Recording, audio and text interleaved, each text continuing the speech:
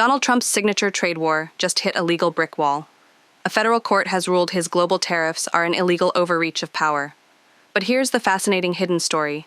The very legal principle that could bring down Trump's policy is one conservatives have championed to strike down policies from his opponents. Let's break down this high-stakes paradox.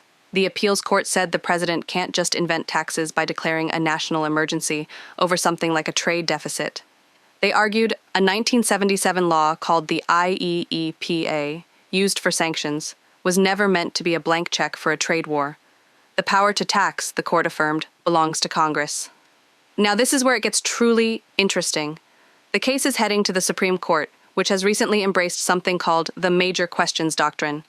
Think of it as a rule saying a president can't use an old, obscure law to make massive economic or political changes without explicit, crystal-clear permission from Congress.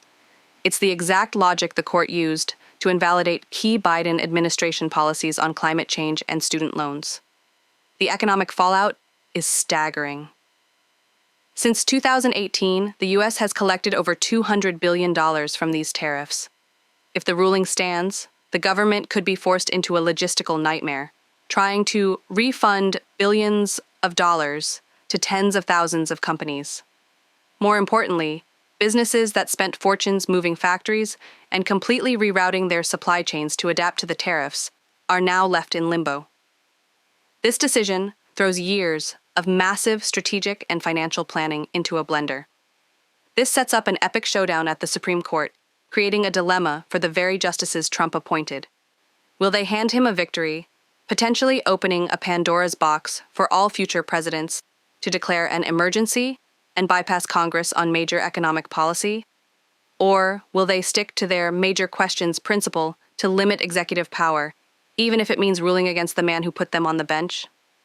So, this is no longer just about tariffs. It's a constitutional battle over who truly controls the American economy.